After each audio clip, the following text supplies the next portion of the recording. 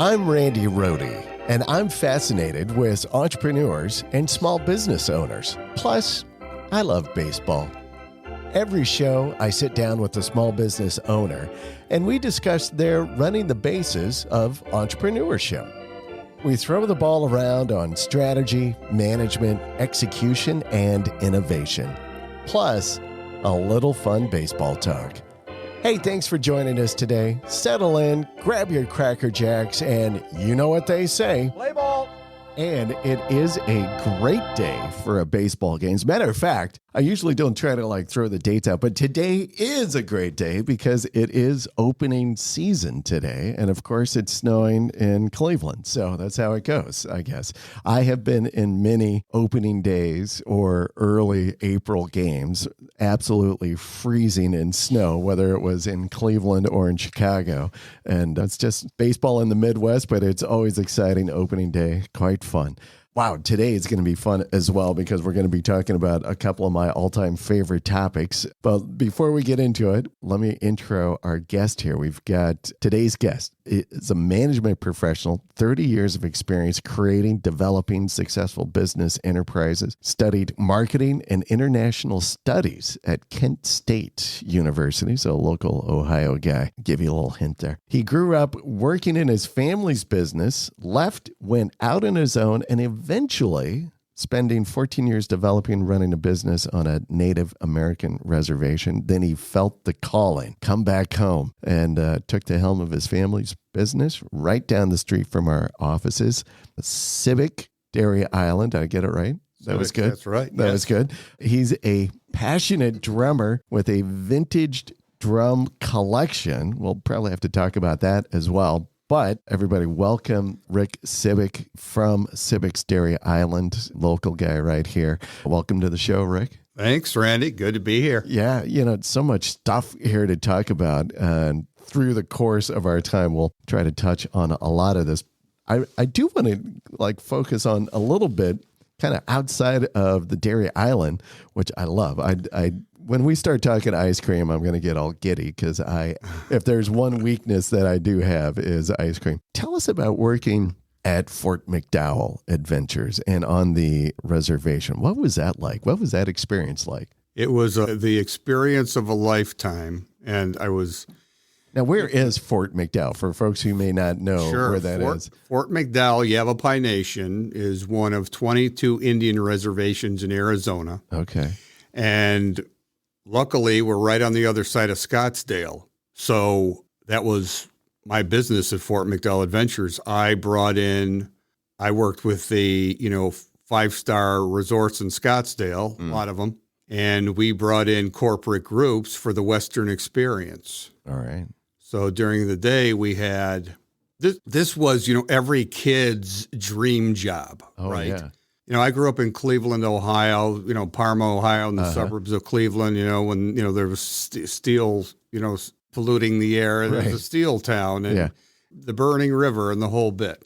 And so you grow up with the cowboys and the Indians and John Wayne and this. So when I moved out to Arizona, I said, I want to work on a ranch. So that was my goal. And I wanted to have my own ranch, actually, but I was fortunate enough to land this job. And so during the day, we did outdoor adventures. We did kayaking on the Verde River. Nice. There's only 2 rivers in Phoenix that have water in them. And we had one of them. So I always used to tell people we had 50% of the river market, okay, in Phoenix, because, it's dry out there, right? So there's only 2 rivers. The other is the Salt. And so kayaking, we had, before the recession, we had 150 horses on our ranch. So we did horseback riding through the river. We did the City Slicker cattle drive. Oh, yeah. And all that fun, 2 hour, for corporate, right? Great fun. We had green zebra tom cars that we would drive through the desert. We had desert segways that we would, zoom around in. And then, of course, all kinds of different team building activities. We were on the Amazing Race in 2004. Really? The show. Yeah, they ended the show at our place. At the property? Yeah. Wow, how fun is that? That was cool. And we actually did an Amazing Race on the reservation on our property. So all kinds of cool outdoor activities during the day. But that wasn't our main business. Our main business was bringing in these corporate groups in the evening for these Western hoedowns. Okay. Real hoedown. The buck and bronco and the tomahawk throwing. Yeah. And did you have like the bucking, the ride the bull, the mechanical bull? Ride the bull, the mechanical bull. Yeah, and then we had the buck and bronco and of course, tequila. Because that's you've got to. Yeah. If you've got a mechanical bull, you got to have tequila. Exactly. So that's why they're coming. All of that's fun, but where's the tequila? So and then barbecue. So I had 3 event venues on the reservation. That is an incredible experience. We were just out there in that Scottsdale area 2 years ago. It was 2019, we were on spring break, and we had fun. That's too bad. I should have talked with you about that. We could have hooked up some contacts out there and gone on a little Western hoedown. That my kids would have loved that. Yeah, a good friend of mine out there does bike tours in Scottsdale, and he with these e-bikes. Right. They're great. Yeah. Well, we jumped on some scooters, so that was kind of fun when we were out there, tooling around Scottsdale. Well, that's a good story. That is an incredible experience and an incredible departure from ice cream, right? From Rocky Road ice cream. Yes. So Cibik's Dairy Island's got an incredible history, and I do want to touch on the history. But for the listeners, anyway, for the audience, tell us about Dairy Island today. What is Dairy Island? And then we'll get in a little bit to the history. But tell us about the shop today.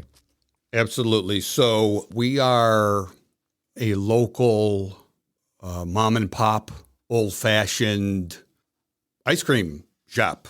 Yeah. And the store, we have the same service model that they had 60 years ago, because the business has been there for over 60 years. We've been there. This is going to be our 46th summer since 1976. So it was there for 18 years before we got there. But it's all carry out. It's all outdoors. Right. So you walk up to the window and you order, and you're outdoors. Nobody comes inside. So it's the old fashioned walk up windows. So how everything is local now. People want to stay local. Right. Especially with the pandemic. Now. Yeah. So that's what we are. We are the local ice cream. Right. The local ice cream. We have incredible products, amazing ice cream, and but that's really not our business. Our business is happiness. So that's what we sell. So when people come to our store, we want them to leave happy. Nice. And so really that's what it's about. And we make that happen through ice cream. Right. And through our quality products. Well, and I must agree. I don't think I know I've never have left your window unhappy. After I eat my favorite Bainbridge brownie is that's my go-to. Yeah, I'm always happy. I'm always very content. Yes. So I'll talk about the business a little bit, and I thought about the baseball analogy, right? So we'll start at first base. We're going to go around the bases. All right. So the first base would be our classic sundaes. Yeah. And we use our frozen custard for our classic sundaes, like the Bainbridge brownie. That's one of them. Oh. Now, the Bainbridge brownie, folks, this thing is like a brownie, hot fudge, ice cream. I mean, it is the classic, like that just always. I can't ever depart from it. I'm like, there's so much that you guys do, but I'm like, oh, that thing is so good. Yeah, we got the Bainbridge brownie, and then we're bringing back peach cobbler this year. So, homemade peach cobbler with vanilla custard on top. And then, of course, the turtle sundae and the E.T. sundae. Okay. And all of that these are all stuff. sundaes that my mom created 40-some years ago. So, awesome. Second base, we go to our classic custards. All right. So what we do is we make all these – we have vanilla chocolate and twist, soft serve, frozen custard.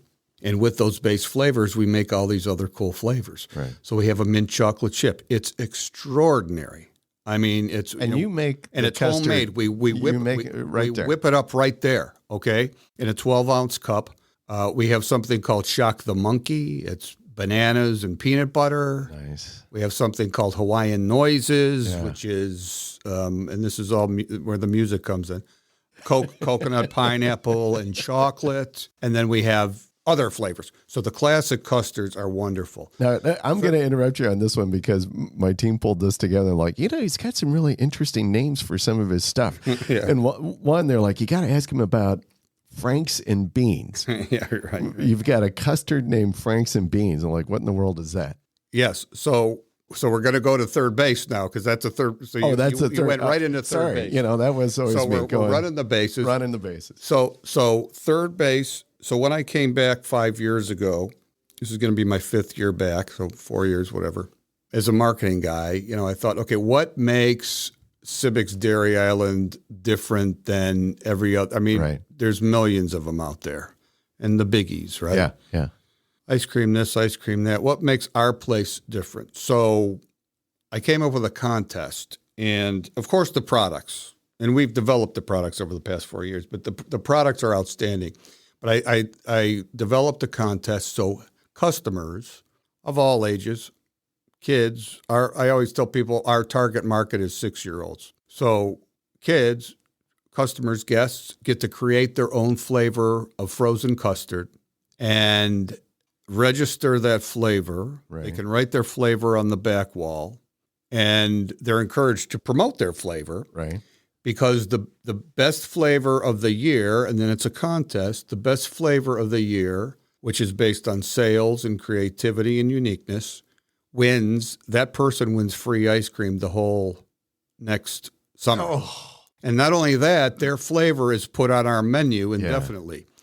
So the first winner, her name was Mia Conti. Her flavor that won in 2017 is Take Me Out to the Ball Game. Oh, nice. I have that one on my list as well. Like, ask him about that one. And it's Cracker Jacks and peanuts and little hot fudge mixed in with vanilla custard. It's wonderful. Oh. And so every year we have a winner. Now last winter, and I actually brought you these. So last year. Oh, I thought you were bringing me like some custard or something. I'm like, oh man, this guy. I don't have any ice cream yet. This guy was a winner here. Very soon. So last year's winner is Peanut Butter Blast. All right. Which is Nutter Butter Cookie Bites and peanut butter, right? So peanut butter custard with the nut. So the winners get put on our menu. And so Franks and Beans, back to your question, that was my flavor. Oh, that was your flavor. Because I was out in Arizona, and we actually did a wiener roast for kids after the recession. We opened up to the public, and we did a wiener roast for kids. It was very popular. And so that was kind of taken from that. So I took a hot dog, a real hot dog, and I chopped it up, and I put it in the vanilla custard, and I opened up a can of baked beans and put some baked beans in this custard and whipped it up and ate this ice cream. And really, it was awful. I mean, it's like, well, I'm glad you said it was awful because it sounds awful. Your brain is going, this ain't right. Yeah, exactly. I mean, you got this custard and beans. Yeah, I don't know. Yeah. So anyway, that was kind of silly. So that's on the menu because that was my flavor. So we've tweaked. But it's on the menu. Can I actually order it? You can, but we don't use those ingredients anymore. We use gummy hot dogs. There we go. And jelly beans. Very nice. There we go. So that's Franks and Beans, and then we got Take Me Out to the Ball Game. We have Chagrin S'mores, and so that's third base. And then how do you knock it home? So you can create your own ice cream and brush one of these. So when you create it, you get a poker chip to remind you to register your flavor. Nice. And then on the back is a $2 coupon for when you come back. And then the home run is our new homemade small batch ice creams that we began making last year. Okay. So in addition to the frozen custard that we've been selling for 45 years, now we have our own small batch hard ice creams that we make right at the store in small batches of, 10, 20 gallons at a time. Oh. and it is fantastic. We use 15% butterfat, milk, and cream. We use real pure bourbon vanilla and great ingredients that are sourced locally. Mm-hmm. And the ice cream is fantastic. So we have the soft serve and we have our new homemade ice creams. Well, you got a lot of great stuff going on there, I'll tell you.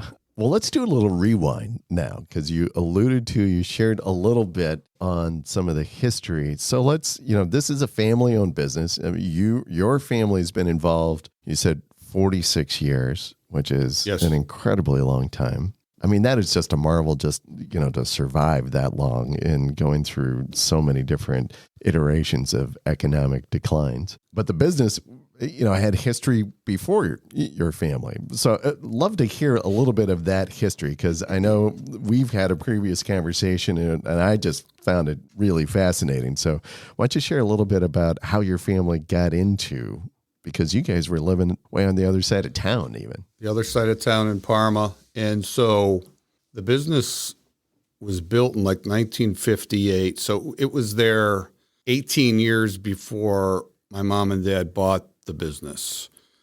And there wasn't a whole lot out here. So it was actually called Chagrin Dairy Bar before Dairy Island. So the Chagrin Dairy Bar, I mean, that was the old school. And not a whole lot out here. So that was the only place to go. And same location, same building. I can't even imagine because now, folks, we live out here in Chagrin, in the Chagrin Valley, and where, it's just a little village. And then, it's growing, obviously, the population has. But even where you are now, I can't even imagine like that development and where kind of that street area is probably, maybe 30 years or so. I can't even imagine back in the late 1950s what in the world. It was probably like cow pastures. And well, when we came in 1976, kids would come up on their horses for ice cream. Yeah, I mean, if you can imagine. I was from Parma. Parma's the biggest suburb of Cleveland, so I felt like I was from the city. So, we come out here, it's like, okay. My father drove a Hostess truck, so he delivered Wonder Bread and Hostess products. All right. Of course, the famous Hostess Twinkie. Yeah. And Ho-Ho's. Yeah. I remember he told me one time, he said, Ho-Ho's bought our house in Parma or whatever. That was the down payment for our house, Ho-Ho's. He did that for many, many years and he wanted to have his own business. So they bought the ice cream place. No restaurant experience, no ice cream experience at all. We do serve Twinkies and Ho-Ho's with ice cream. Nice. Just a tip of the hat to your father. father. Oh, yeah. And Pop-Tarts, too. Yeah. Frozen Pop-Tarts. Yeah, so that's pretty much it. So this was my dad's route out here. He delivered to, where Heinen's is over here. That was a Fisher Fazio. All right. Back in the Fisher Fazio So he was out here days. Delivering and drove by the Chagrin Dairy Bar. Chagrin Dairy Bar, yeah. And I don't know if they bought, because we used to do burgers and fries, so I don't know if that was one of his customers. That's why I was wondering if he delivered. I have to ask him that. I forget. I don't think so. So that's how the story goes. So we used to drive all the way from Parma every day. It took us an hour before 480. I know. I was all the way down. I was telling my wife, I knew a little bit of this background. I was telling my wife that, like in today's world, like you could probably get there in, 20 minutes, 25 minutes maybe. But I'm like, I think when his parents were doing this, there was no like highway that was, Yeah, 480 came like a couple of years after. And of course, I didn't even drive yet. So this is a funny story. So because of the distance from, Parma to Dairy Island, it was an hour. And, we're working, 12, 14-hour days in the summer, right? 15-hour days. And then you got to drive home an hour and you get home at 1 o'clock in the morning. I mean, and then you got to get up and do it again the next day. So my dad buys a camper and puts it behind the putt-putt building. We have a miniature golf in the back, who is still owned by us, but it's run by another family, the Hewins. They've been there for 40 years. Great people, great friends. So we used to stay in this camper for like 2-3 days at a time instead of having to drive home, right? So smart man, your dad. So I mean, as a kid, we're peddling ice cream, we're flipping burgers, we're camping. My dad is a pretty cool guy. Yeah. So you really worked then, you were young at 14 when your parents bought, and then, you've been working and associated with it. You took the departure on your own, went out to Arizona, came back. What was it that brought you back? There's no place like home.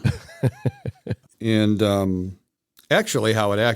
what actually happened was I was looking for a job. I woke up one morning down in Columbus, and the business was for sale. So I contacted them. Okay. And I said, wow, what a strange thought. Yeah. Okay. Go back to my childhood, go back up to Cleveland and, to that place where I grew up at. Right. Literally grew up in that place. And so, I contacted my family. My family was just like, I don't know. Are you serious? And I said, yeah, I think so. So after a lot of deliberation, and I'm back, and it just turned out to be a wonderful thing because it's good for you. I mean, I'm going to be 60 this year, so I came back when I was 55, and it's a lot more fun this time around. Right. And it's just kids and ice cream and fun. And I'm back home in Chagrin Falls, great memories. Like I say, we passed my friend's house coming on the way over, and he lives in Hudson now. But Cleveland's a great place. It's home. It's my home. Right. And you're selling happiness. And we're selling happiness. Yeah. So yeah. Well, what else is there? Right. Right. I know. Well, tequila. But, yeah. That's another. Yeah. Keep that away from the ice cream anyway. So, well, that's a great story. I want to ask you as well. And it reminded me a little bit. We were on spring break with the kids a few weeks ago. We were just in Nashville, and we went to one of these iconic restaurants there in Nashville. Been around for a long time, similar to, kind of your business. You walk into the kind of the main entryway or the lobby, if you would, of this place, and they have a wall full of pictures of like famous people that have visited and all of that. They've signed and everything. Have you ever had any famous people come through, get some Cibik's ice cream? We have. Unexpected guests, Yeah, well, I'm trying to think of currently. I'm sure there have been a lot of celebrity, local celebrities. Oh, yeah. I mean, like Jan Jones. Okay. How about worldwide or, at least nationally known? Jan Jones is one of our customers, and I mentioned Michael Belkin and people like that. Michael Stanley, rest in peace, Michael. Yeah, we had Jimmy Carter.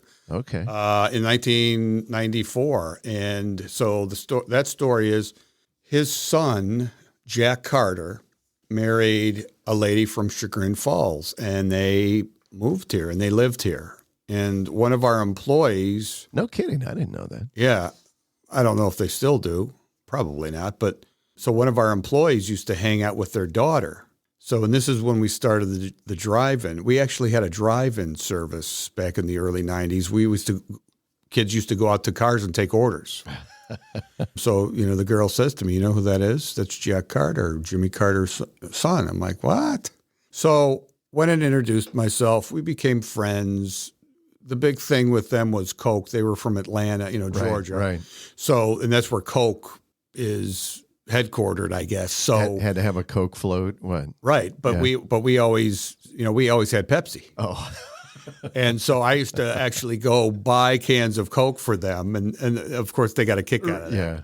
And so they became pretty good friends. So he said, one day, and he had the accent too, one day I'm going to bring my father up here, when he visits. I'm like, oh, that would be cool. He called me the one day, said, yeah, we're going to bring him next Thursday.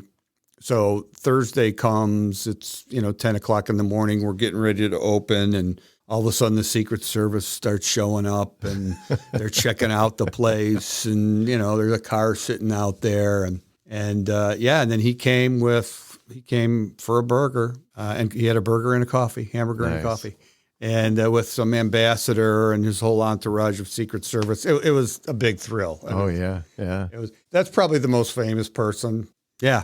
Nice. There we go. All right. Little moment of fame there for Jimmy Carter. All right, Rick, it's that time of the show. And it's time for the 7th inning stretch.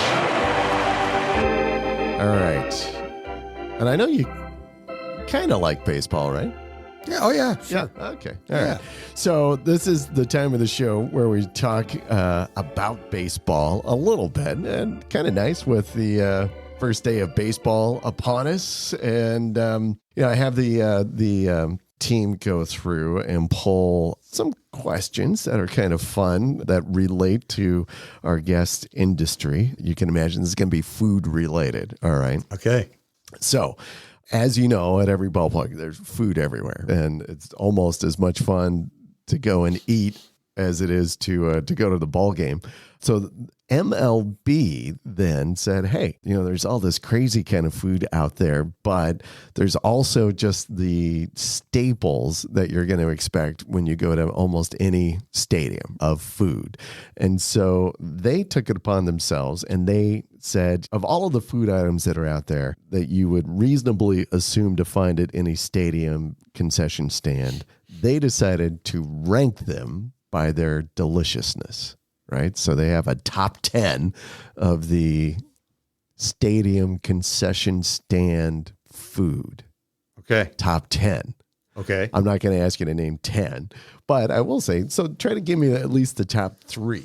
As far as taste or popularity? That the MLB on deliciousness. So taste. On deliciousness. Yes. So what they would throw out, and I'm going to have you do it from going from 3 to 1. What do you think that third one that they ranked? Peanuts or popcorn? Peanuts was number 4. Number 3 was hot dogs. 3 is hot dogs. All right. Okay. All right. Number 2. 2? Is it like an ice cream bar or something? I mean, or is that number 1? I mean, is that where we're going? They have 7 actually as ice cream. 7 is ice cream. Okay. Yes. So hot dogs is 3. And as far as deliciousness, popcorn? No. Not popcorn. Popcorn did not even make the list. Great Lakes Brewery. What else is there? I mean, you got ice cream, you got peanuts, popcorn, hot dogs. I guess they didn't want popcorn because maybe they ran across too much of the stale stuff sometimes. But yeah, as far as deliciousness, I mean, that's an interesting question. So I'm going to give you this one. So even though you said ice cream, they had ice cream made the list twice. So a certain bar. So not even a bar. No. So they have the number 1, ding, ding, is soft serve ice cream served in a plastic souvenir helmet. Helmet. Oh, of course. Yes. That is the all-time number 1. Yes. And then as number 7 was any other ice cream. But number 1 was soft served in the plastic helmet. That's fantastic. Yeah, and I remember those plastic helmets. Yeah, right. Kids stuff. Love that stuff. Oh yeah, I probably have like 2 or 3 of those hanging around my house still. Yeah. Even. No, yeah, that's awesome. But there is some crazy, crazy food out there, depending upon what ballpark you go to. Like if you go to a Seattle game, they've got toasted grasshoppers that you can. Kidding. Yes, Texas Rangers. No, this is something I wouldn't even think. Like, what are you talking about? They've got in Texas anyway, toasted snowballs. Yes. Wait, like the Hostess? Toasted snowballs. You get shredded brisket that's dipped in funnel cake batter, deep fried, then coated in powdered sugar. Wow. Sounds delicious. That is the test. That is a toasted snowball. And in Pittsburgh, just a short drive away, you get Cracker Jack and Mac Dog. Yeah. What is that, Mac? Cracker Jack and mac and cheese and jalapenos and caramel sauce on a beef hot dog. Wow. That is no April Fool's, folks. Yeah, no, that's some good eats there. Yeah, I tell you. Wow. Yeah, that's pretty creative. And that's very creative. Wow. Give me that plastic souvenir helmet. I'm all in for that. All right, well, let's get back into it. Play ball. So we mentioned a little bit kind of about your business, the way that it's set up. We're coming through the pandemic. How did it affect your business? Because you mentioned earlier as well, you're kind of set up almost for a pandemic, right? Everything is outdoor. People don't come inside at all. You walk up to a window. You already had the kind of the blockade, so to speak. Did it impact your business? Yeah. Like it did in so many other businesses? it impacted our business operationally, of course. Okay. Right. Inside. Right. Yeah. With your staff. Right. But as far as, sales and customers, no. I mean, and like you say, we were almost built for it. Yeah. We actually did a drive-through for a couple of weeks. So yeah, it's all carry out. It's all outdoors. And we have a big space in the front. It's not like we're not right on the road. Right. And I remember even driving by and being there. You had it all a nice kind of the roped off maze to kind of keep people distance and we'll do that again. Yeah. Okay. So yeah, we that's one really good thing that came out of last year. We redesigned our lines. And it was always a challenge for us because people would gather close to the building, right? And parking was here, so the line was like this. So now the lines are like this. Yeah, they come in kind of like at a bank, and you call in. Right. You call the person. Kudos to my mom. She thought of that one, and I mean, just a great idea. So social distancing, of course, and masks. Operationally, gloves. I mean, we used to wear, our policy used to be, when you touch food, wear gloves. Well, now, of course, you wear gloves all the time. Right. Masks all the time. And, cleaning and sanitizing. I mean, it's just a different ball game, right? Yeah. So, but yeah, it was good for you. I'm glad that the business kind of held for that. So you're a seasonal business, which I think is kind of interesting as well. That kind of, I'm sure, poses its own challenges from an operation standpoint. So you have seasonal employees. How many employees do you have run in the shop? About 25. And Part-time. what is the season, by the way?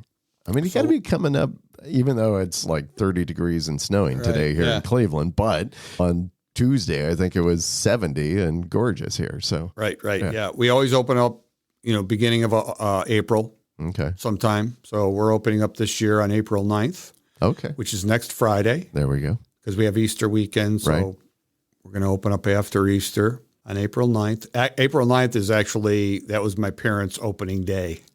Oh, really? In 1976. It was April 9th. Yeah. There we go. Opening day.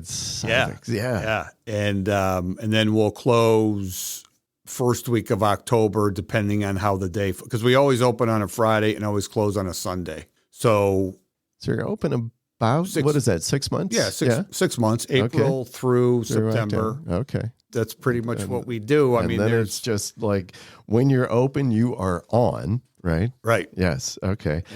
So there's a couple of things with that I want to get to. First of all, let's talk about the employee side. All part-time, all seasonal, but I'm maybe making an assumption, but I'm assuming maybe you probably get a stable of people that always come back and always work with you. And I'm sure you're always looking for employees as well. So tell me a little bit about managing the team, I guess, and how you guys do it from a seasonality standpoint. Sure. And that's, of course, the biggest challenge, our employees and training. And you're always training. It just never ends because people just come and go. But like this year, I think we have 11 or 12 of our employees coming back from last year. Nice. So that's, about half.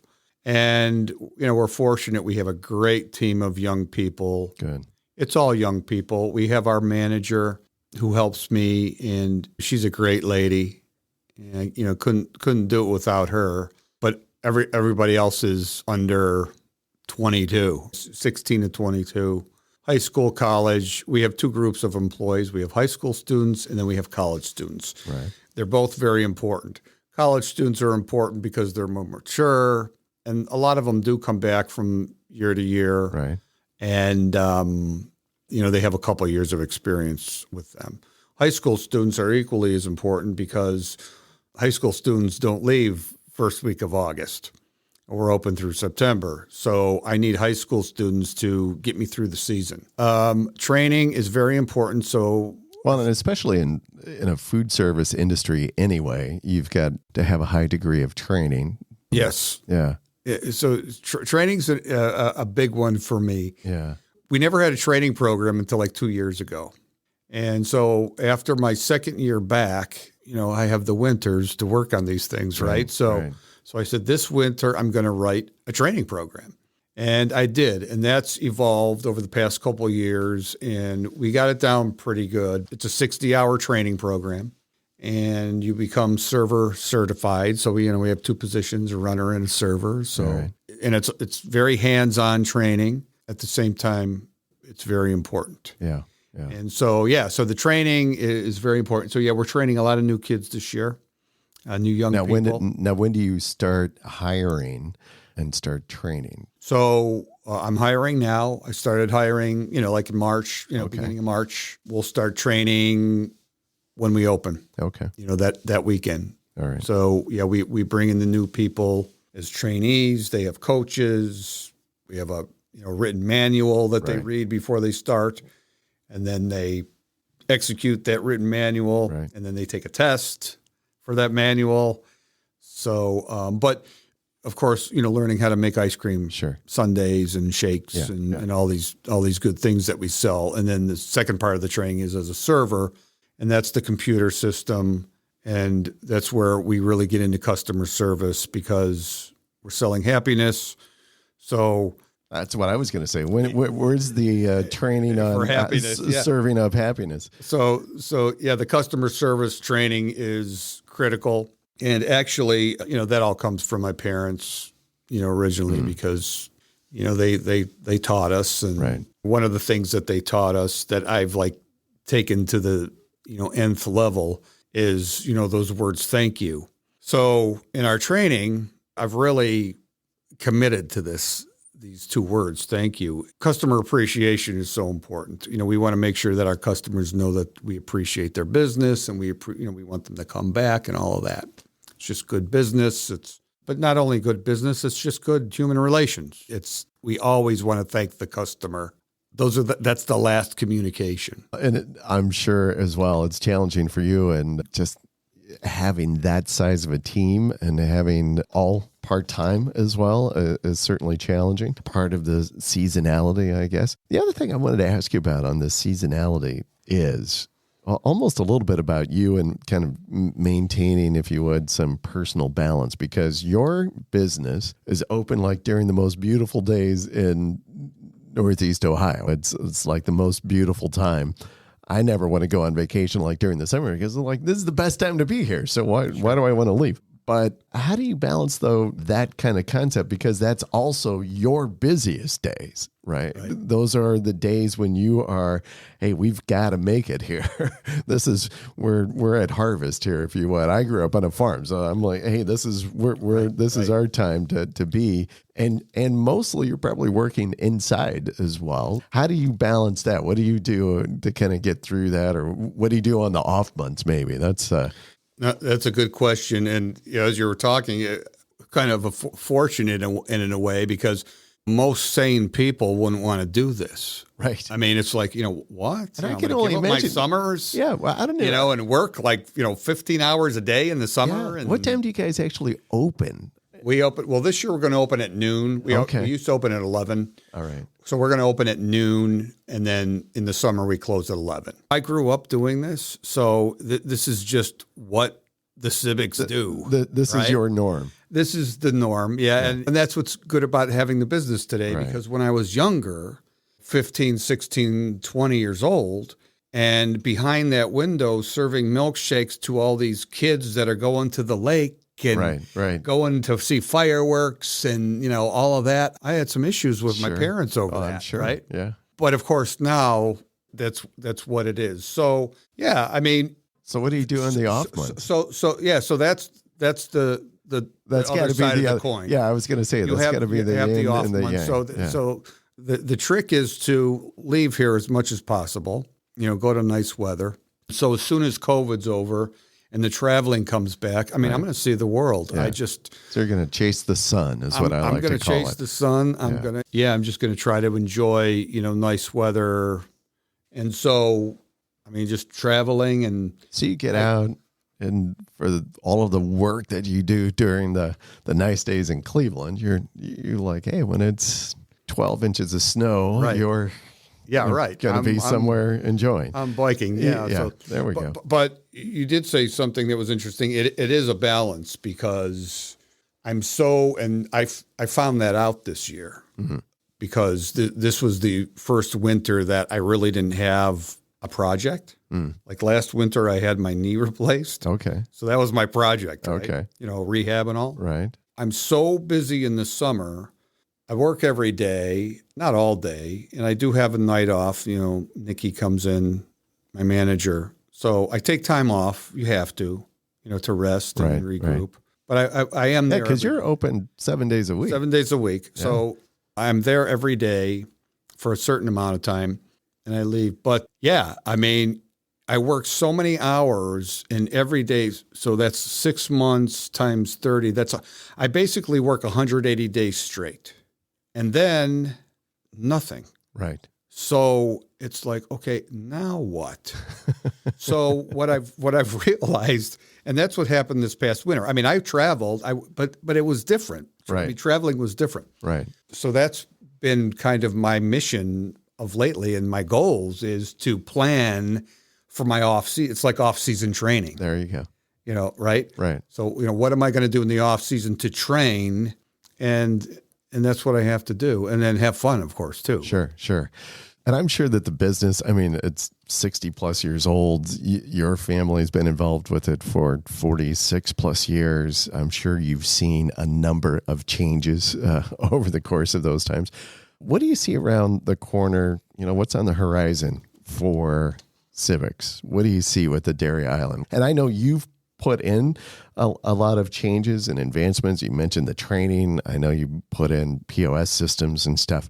But what do you see kind of around the corner? Well, one of the things that I'm going to do this year that's a big change. We started making our own homemade ice cream last year, and this year we're going to continue to do the same. But now we're going to do vegan ice creams. Okay. And no sugar added ice creams, because these are trends that are going to be with us forever. Right. And, people don't want to drink cow's milk anymore. So it's about coconut milk. Okay. And so I'm going to make, some really good vegan ice creams. And then, of course, no sugar, the no sugar added for the people that can't have sugar. Right.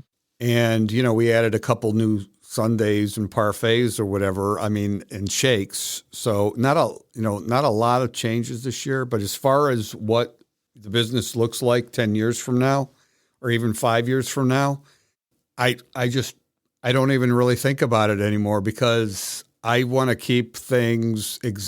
There's ideas of taking the business to new levels of new stores and franchising, right, and selling our ice cream in other retail supermarkets and shipping our ice cream across the country. How about a food truck? The food trucks are crazy right now. And food trucks. Yeah. So there's all these different opportunities, but I don't want to do any of that. Not now anyway. And I'm not saying I never will do that, but at this stage of the game for me, I'm really happy with what we have and concentrating on what we have instead of trying to expand and be something else. And in regards to food trucks, I did buy a school bus in 2017, and that was my intention to convert it. But I sold it last year because I've realized I don't want to cater anymore. I don't want to be in catering. That's going off property. And, right. And that's, that would be a great piece of revenue.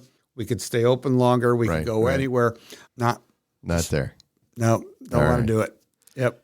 All right. So here we come. We're down to the bottom of the ninth. This is where I always ask our guests, what advice do you have for the rookies of the game, those starting out in business? Your family, you are the veterans. You've been around the game for a long time now. How about, what are your thoughts for folks who are just starting out in business and or thinking about getting into business? What kind of guidance, words of wisdom do you have?